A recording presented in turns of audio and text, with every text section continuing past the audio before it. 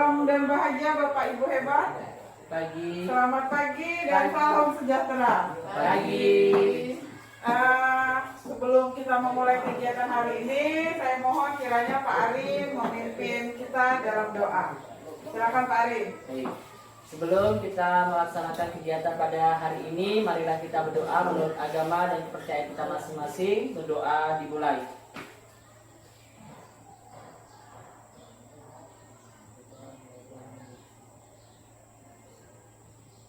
Berdoa selesai. Baik, terima kasih Pak Ari. Sama-sama Ibu. Puji dan syukur kita panjatkan kehadiran Tuhan Yang Maha Kuasa, karena berkat rahmat dan kasih-Nya maka kita semua diberi kesehatan sehingga kita bisa berkumpul di ruangan ini untuk mengikuti kegiatan diseminasi budaya positif ini. Nah, tidak lupa saya ucapkan terima kasih yang sebesar-besarnya kepada rekan guru yang berkesempatan dan bersedia hadir pada pagi hari ini. Nah, tujuan saya mengumpulkan Bapak Ibu di sini adalah saya ingin berbagi informasi dan berbagi pengetahuan mengenai budaya positif. Nah, budaya positif ini saya dapatkan saat saya mengikuti guru penggerak angkatan 11 yang saat ini sedang berjalan pendidikannya. Nah, saya ingin berbagi informasi dan pengetahuan ini. Semoga informasi yang saya bagikan ini bermanfaat bagi kita, khususnya bagi sekolah kita tercinta.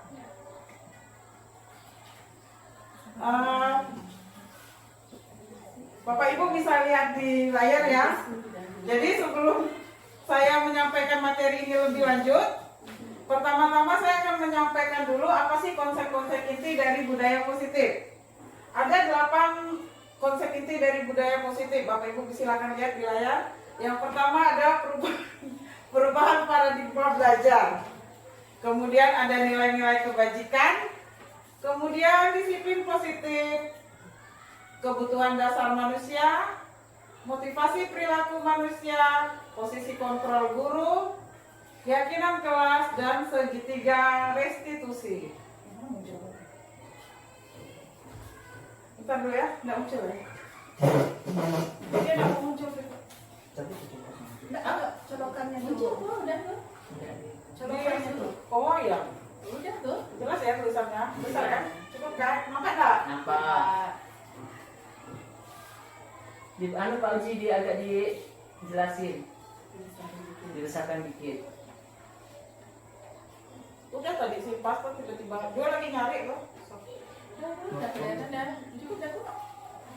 Udah. Udah. Oke.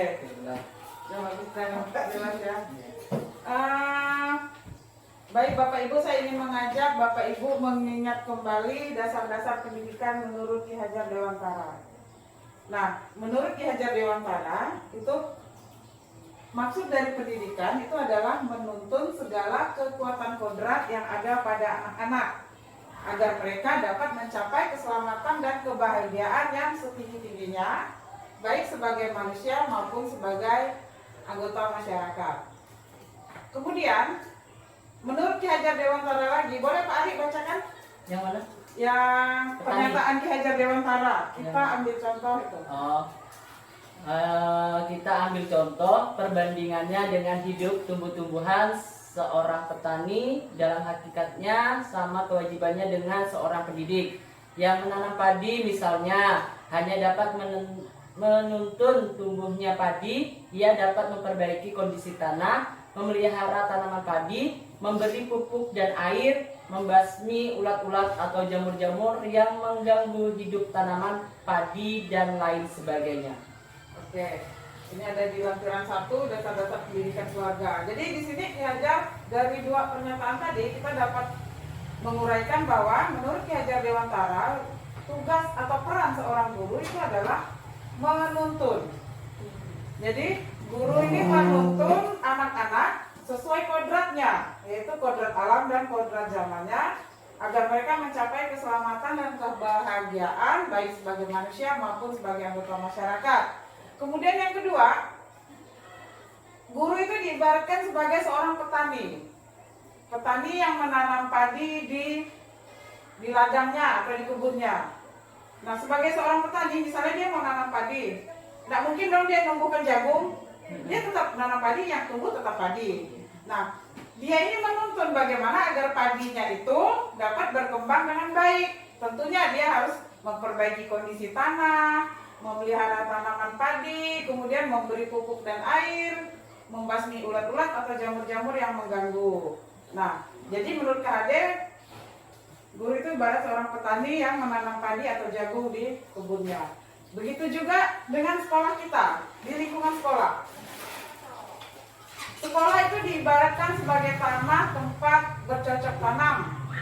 Sehingga seorang guru perlu mengusahakan agar sekolah menjadi sebuah lingkungan yang menyenangkan, aman, nyaman untuk bertumbuh serta dapat menjaga dan melindungi setiap murid dari hal-hal yang kurang bermanfaat atau bahkan mengganggu perkembangan potensi murid. Nah, dengan demikian salah satu tanggung jawab seorang guru adalah bagaimana menciptakan suatu lingkungan positif yang terdiri dari warga sekolah yang saling mendukung, saling belajar, saling bekerja sama, sehingga tercipta kebiasaan-kebiasaan baik, dan dari kebiasaan-kebiasaan baik akan tumbuh menjadi karakter-karakter baik warga sekolah. Dan pada akhirnya karakter-karakter dari kebiasaan-kebiasaan baik akan membentuk sebuah budaya positif.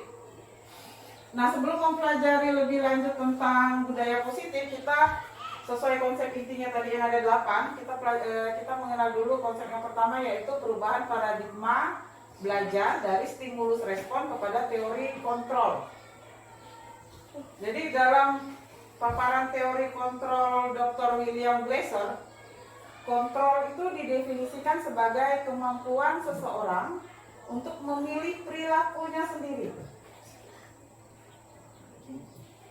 Glasser berpendapat bahwa semua perilaku manusia yang baik positif maupun negatif itu adalah hasil dari pilihannya.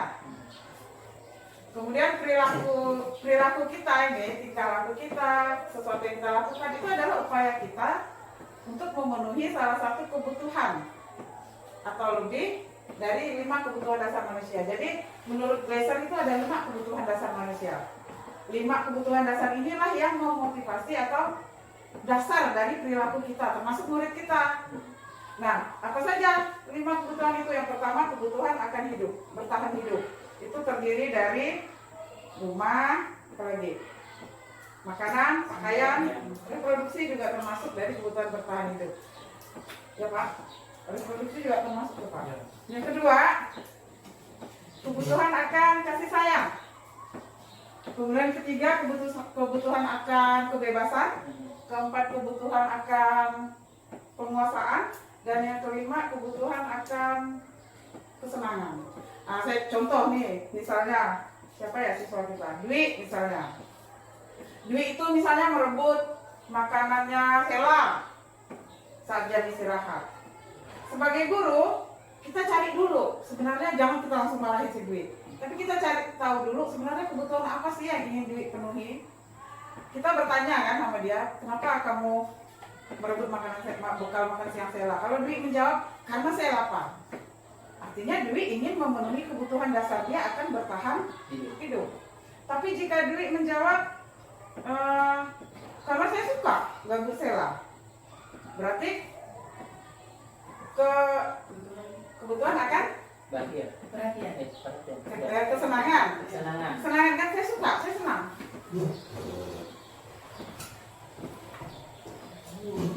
Silakan Bu, ada ya Bu? Oke, misalnya Dwi jawab karena saya bosan lah, maka saya bosan atau saya bosan. Misalnya Dwi ini gini, ribut di kelas. Kenapa mau ribut Dwi? Saya bosan di kelas. Belajarnya itu terus membosankan. Berarti dia kebutuhannya akan kebebasan. Jadi setiap dasar dari perilaku murid kita itu karena dia ingin memenuhi salah satu kebutuhan, bisa satu atau lebih kebutuhan dasarnya.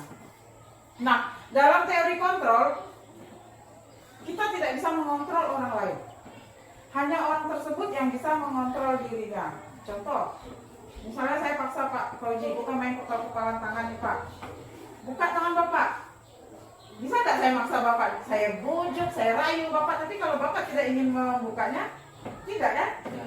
Nah, jadi begitu teori kontrol. Kita tidak bisa mengontrol orang lain, hanya orang tersebut yang bisa mengontrol dirinya. Ini berbeda dengan teori stimulus respon. Nah, di sekolah, kita tidak bisa mengontrol peserta didik kita. Kita tidak bisa mengontrol apa yang mereka rasakan, pikirkan, atau mereka lakukan. Walaupun terkadang-kadang sepertinya, anak itu patuh ya, nurut ya, tapi sebenarnya dia tuh, kita tidak mengontrol dia hanya mengizinkan gurunya mengontrol dirinya. Karena saat itu dia lagi memenuhi kebutuhan akan dikontrol oleh gurunya. Nah, paham ya? Oke, jadi perilaku peserta didik kita merupakan hasil pilihannya dan upaya untuk memenuhi salah satu kebutuhan. Oke, kita lanjut. Bapak Ibu bisa lihat di situ ada perubahan. Itu ada di sebelahnya itu adalah stimulus respon, sebelahnya adalah teori kontrol. Dalam stimulus respon, realitas atau kebutuhan kita sama. Tetapi kalau menurut teori kontrol, realitas atau kebutuhan kita berbeda. Kemudian semua orang melihat hal yang sama, itu dalam stimulus respon. Sedangkan menurut kontrol, setiap orang memiliki gambaran berbeda. Dan selanjutnya, kemudian pemaksaan ada pada saat bujukan gagal. Sementara kalau teori kontrol, kolaborasi dan konsensus menciptakan pilihan-pilihan baru.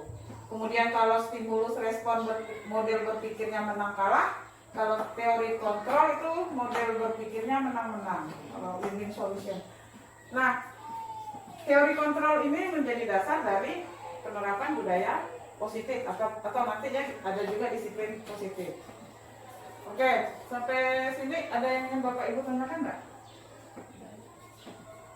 Tidak ada ya? Kita lanjut.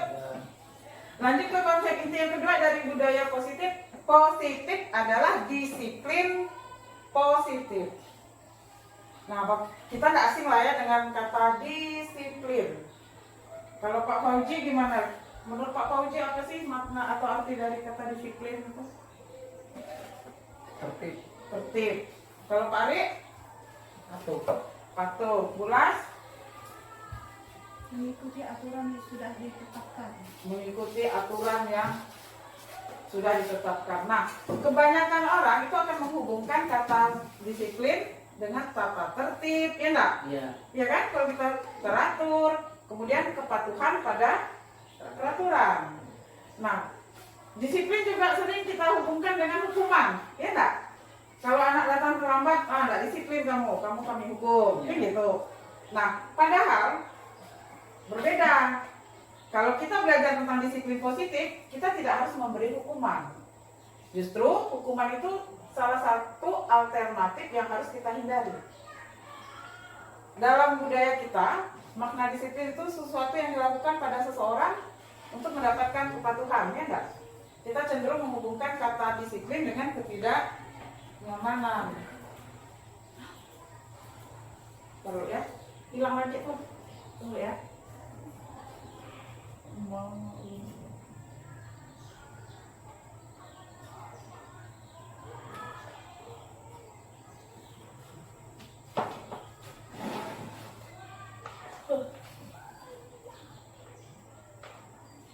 Oke, di sini ada pernyataan Bapak Ki Hajar Dewantara, Bapak Pendidikan kita. Tolong ulas bacakan Bu. Nampak enggak?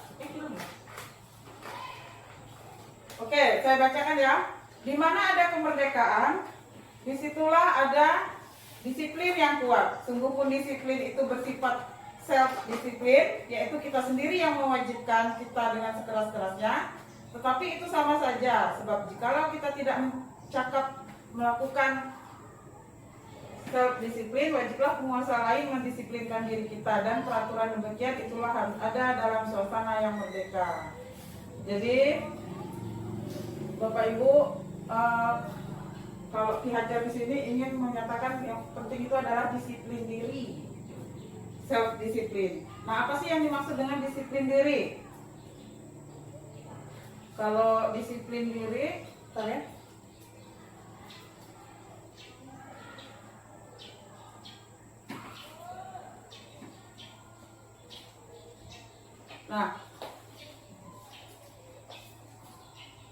Bapak Pendidikan kita, Ki Hajar Dewantara, itu menyatakan bahwa untuk mencapai kemerdekaan atau di dalam konteks pendidikan kita pada saat ini, untuk menciptakan murid yang merdeka, syarat utamanya adalah harus ada disiplin diri yang kuat. Disiplin yang dimaksud adalah disiplin diri yang memiliki motivasi internal. Jadi bukan motivasi eksternal. Kalau motivasi eksternal itu motivasi yang berasal dari luar. Kalau motivasi internal itu motivasi yang berasal dari dalam diri peserta didik. Contoh, motivasi eksternal. Jadi ada tiga motivasi seseorang dalam disiplin. Jadi yang pertama, seseorang disiplin karena dia menghindari hukuman. Kemudian yang kedua, karena dia ingin mendapatkan pujian atau penghargaan. Yang ketiga, karena memang dia meyakini sesuatu nilai yang menurut dia penting. Nah ini yang berarti motivasi itu dari dalam dirinya kan? Kalau dia meyakini suatu nilai, ini yang dinamakan dengan motivasi internal. Kalau yang dia ingin mendapat pujian, dia menghindari hukuman, itu adalah motivasi eksternal. Jika peserta didik kita memiliki motivasi eksternal, tidak ada motivasi diri yang kuat, maka pelanggaran-pelanggaran yang terjadi di sekolah itu cenderung akan terulang kembali. Tetapi jika dia memiliki motivasi internal berdasarkan nilai-nilai yang dia yakini, nilai-nilai kebajikan yang dia yakini, maka dia akan berperilaku sesuai nilai itu. Paham nggak Bapak Ibu? Oke. Nah, jadi ada 3 tadi motivasi yang mempengaruhi perilaku peserta didik. Kita ini sebaiknya menumbuhkan motivasi internal agar mereka menyadari nilai-nilai itu. Contoh, kita lanjut. Berarti materi saya ini bersambung ya? Oke. Nilai-nilai kebajikan, kita mengenal dulu nilai-nilai kebajikan. Kalau di dalam kurikulum Merdeka itu ada yang namanya profil pelajar Pancasila, ada berapa nilai di situ. Nah, ini nilai-nilai yang universal, yang tidak terikat dengan suku, agama, dan ras. Jadi yang berlaku secara umum, misalnya saling menghargai, saling menghormati, toleransinya tidak kita kaitkan dengan suku, agama, dan ras. Mungkin menoleransi perbedaan sifat apa gitu. Kemudian banyak lagi kan nilai-nilai. Nah, salah satunya kita bisa membuat keyakinan sekolah atau keyakinan kelas untuk mendapatkan nilai-nilai itu. Kita ini kan punya visi nih, kemarin yang waktu kita sudah bahas bersama itu kan tentang visi sekolah. Nah, di situ kan kita ingin membentuk peserta didik yang berkarakter sesuai profil pelajar Pancasila. Nah, bagaimana cara kita mewujudkan visi itu? Kita membangun budaya positif di sekolah. Nah, agar budaya positif kita ini dapat tercipta dengan baik, dapat terlaksana dengan baik, kita pertama menurut saya kita harus lakukan dulu, kita menyepakati nilai-nilai bersama sebagai dasar perilaku kita di sekolah. Kita ini kan di sekolah kita masih berupa tata tertib ya, belum ada kan keyakinan sekolah kita, kesepakatan sekolah kita belum ada kan, kita masih tata tertib ini kan dibuat oleh atasan kita kan. Kita ini menjalankan saja, patuh ya gitu kan. Nah, jika kita ingin peserta didik kita memiliki motivasi internal, tadi kita sepakati bersama keyakinan sekolah. Baru nanti kita lanjutkan dengan keyakinan kelas. Keyakinan sekolah itu nilai-nilai yang disepakati bersama antara guru dengan murid. Begitu juga dengan keyakinan kelas. Nilai-nilai yang disepakati bersama guru dan murid. Cara membuatnya itu misalnya di kelas nih, kita ambil contoh keyakinan kelas. Guru dan murid tentunya menginginkan kelas impian. Nah, nanti kita minta nih pendapat dari murid-murid. Coba kamu tuliskan kelas impian kamu seperti apa, harapan-harapan kamu agar kelas impian itu dapat terwujud. Pasti ada yang nulis gini, tidak boleh membuang sampah sembarangan. Itu kalimat negatif ya? Tidak boleh, itu kalimat negatif. Tidak boleh datang terlambat ke sekolah. Pasti gitu. Ujung-ujungnya peserta didik pun akan menulis aturan. Nah, setelah mereka menuliskan harapan-harapannya, kita kelompokkan yang sama. Misalnya tidak boleh membuang sampah sembarangan. Piket tepat waktu atau piket sesuai jadwal. Menurut Bapak Ibu nilai apa dari di antara kedua ini? Dari kedua contoh ini, tidak boleh buang sampah sembarangan, piket sesuai jadwal. Nilai apa tuh? Nilai kebajikan mengenai kebersihan. Itu ya. Misalnya ada yang bilang datang tepat waktu, tidak boleh terlambat ke sekolah. Kemudian ada yang bilang tidak boleh memotong pembicaraan guru. Menurut Bapak Ibu nilai apa itu di situ? Saling menghormati. Nah, itu. Jadi kita kelompokkan sesuai nilai-nilainya. Kemudian kita ubah menjadi kalimat positif. Jadi nggak pakai kata jangan datang terlambat. Nah, kita ubah jadi kalimat positif. Tadi kan ada nilai menghargai itu. Bisa kita ubah.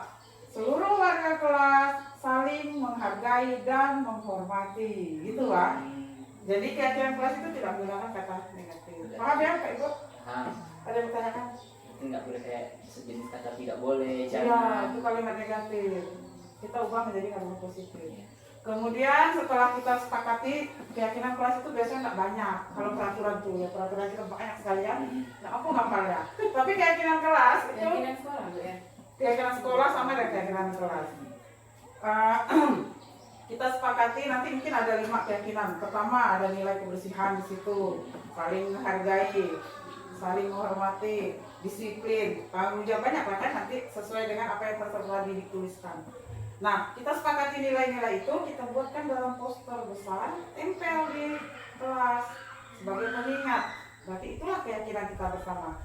Nah, jika ada peserta didik yang melanggar peraturan, kita kembalikan itu ke nilai-nilai kita. Kita tanya dia tentang nilai-nilai.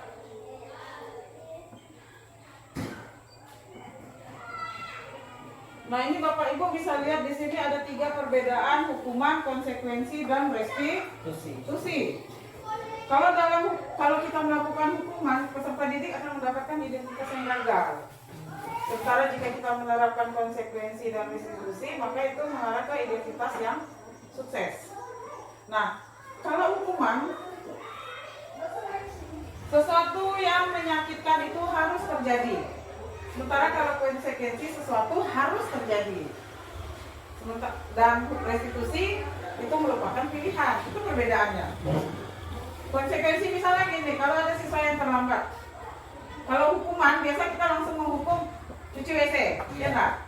Kalau konsekuensi kan gini, kamu terlambat 20 menit. Artinya ada pelajaranmu yang tertinggal.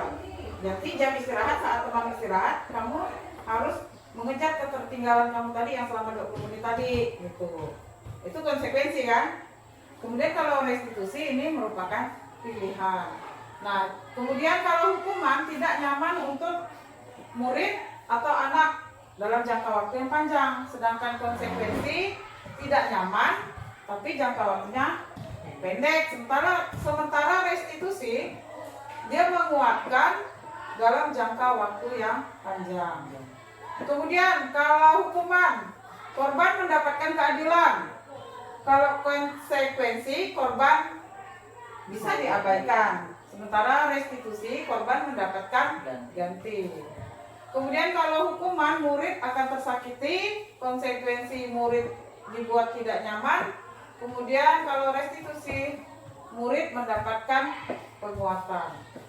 Kalau hukuman perilakunya pasif agresif meningkat, kalau konsekuensi penguatan hanya bertahan dalam jangka waktu pendek, sementara restitusi masalah terpecahkan. Nah, Restitusi adalah proses menciptakan kondisi bagi murid untuk memperbaiki kesalahan mereka sehingga mereka bisa kembali pada kelompok mereka dengan karakter yang lebih kuat.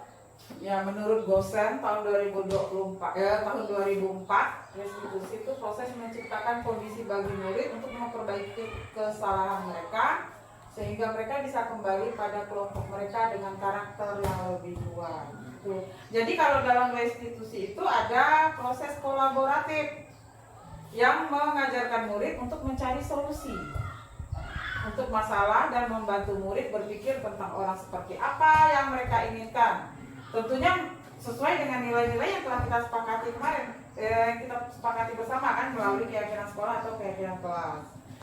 Jadi restitusi ini murid memiliki tujuan disiplin positif dan memulihkan dirinya setelah berbuat salah. Jadi ada proses kolaboratif di situ. Nah, bagaimana cara menjalankan restitusi? Sebelum menjalankan restitusi, kita kenal dulu 5 posisi guru tadi. Posisi apa?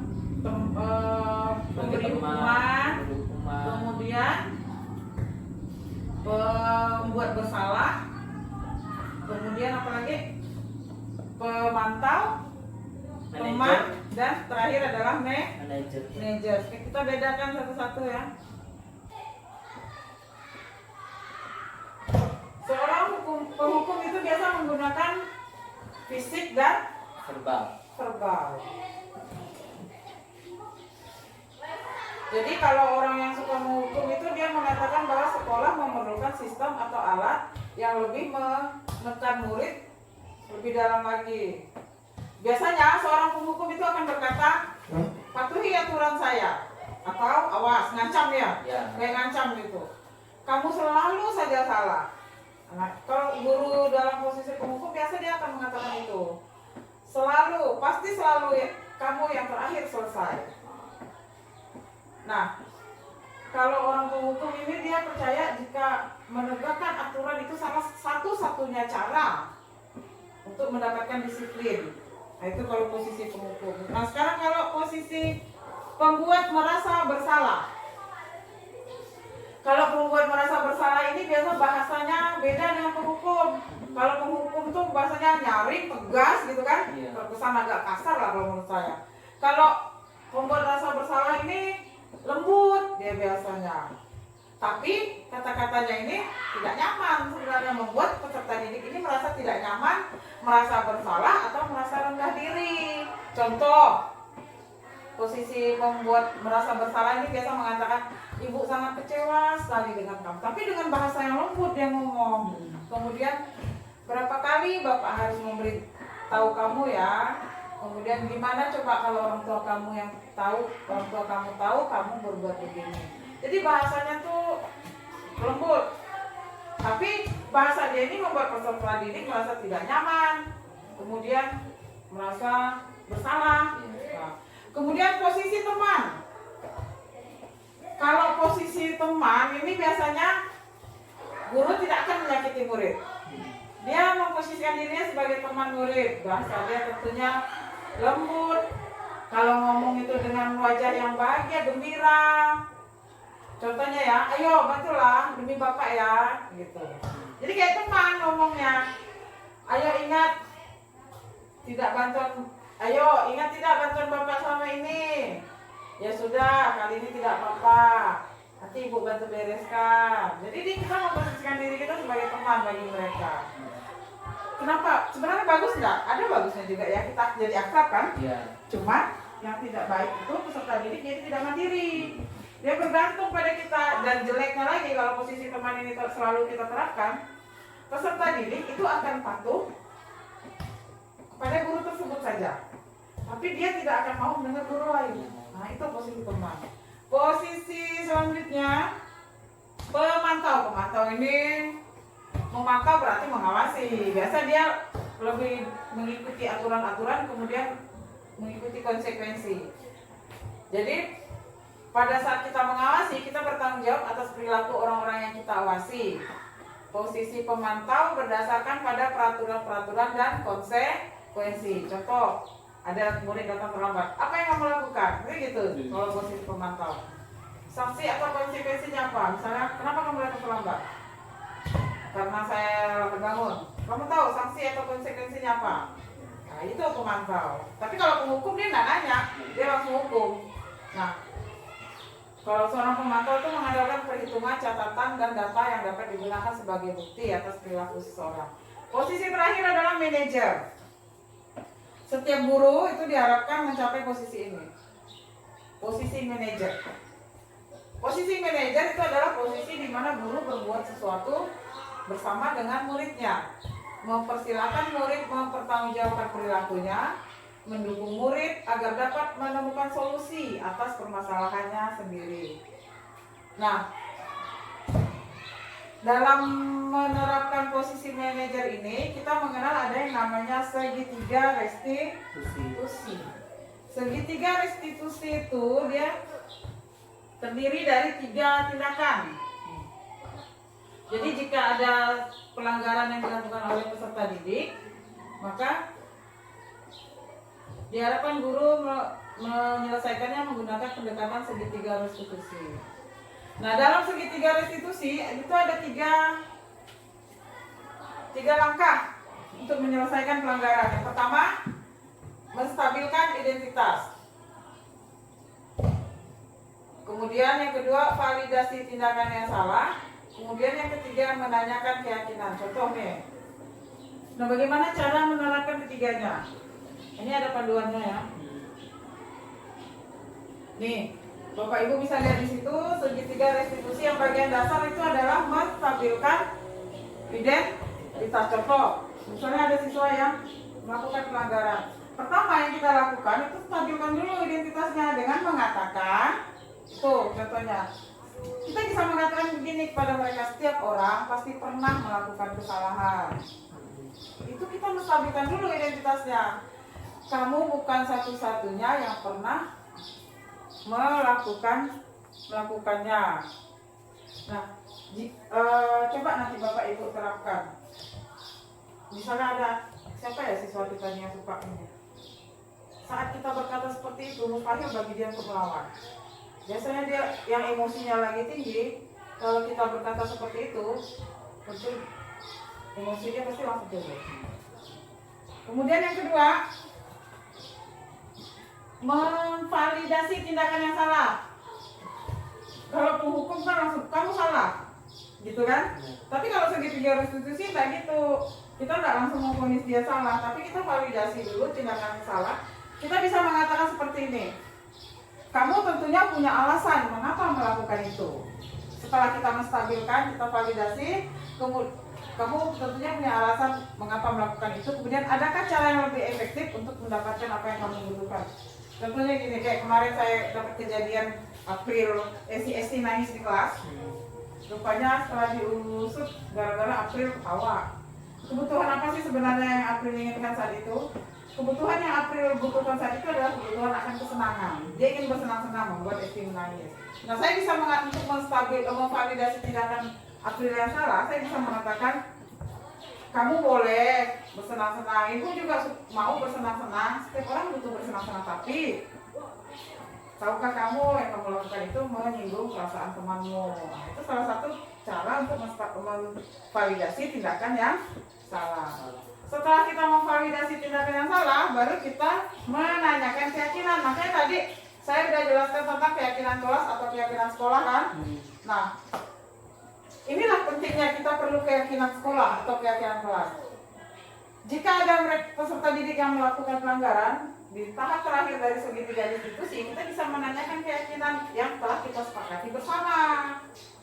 Kita bisa bertanya kepada mereka, keyakinan kelas apa yang telah kita sepakati? Atau kamu melanggar keyakinan kelas yang mana? Kan bisa gitu. Dia akan menyadari dengan sendirinya, oh ternyata perilaku saya ini tidak menaati keyakinan kelas kita, yaitu saling menghargai, saling. Nah, setelah itu baru kita ajak dia diskusi kira-kira kamu mau menyelesaikan masalah ini dengan cara apa? Bukan kita loh yang ngasih dia solusi, tapi kita berikan dia kita berikan dia kebebasan untuk mencari solusi atas permasalahannya sendiri. Kita ini menguatkan, kita ini mendukung. Nah, begitu kalau dalam segitiga restitusi. Jadi bukan kita yang mencarikan mereka solusi. Jadi di segitiga restitusi ini ada proses diskusi panjang antara guru dengan murid. Lama-lama mereka terbiasa dengan ini kalau kita terapkan. Nah, jadi itulah pentingnya kita tadi mempunyai keyakinan kelas atau sekolah agar kita bisa kembali menanyakan mereka tentang itu. Oke, sampai sini ada yang ingin Bapak Ibu tanyakan enggak? Ada? Oh, tidak ada. Pari? Tidak ada, Bu. Bu Lasmawati? Baik, kalau tidak ada, saya rasa cukup ya sampai sini materinya. Kira-kira Ngerti nggak apa yang saya sampaikan? Ngerti. Paham? Paham. Oh ya, baiklah Bapak Ibu, saya mengucapkan terima kasih banyak atas waktunya, atas kesediaannya untuk hadir di sini. Nah, sebelum kita menutup kegiatan kita hari ini, saya minta dengan hormat kepada Ibu Lasmawati untuk memimpin kita dalam doa. Untuk menutup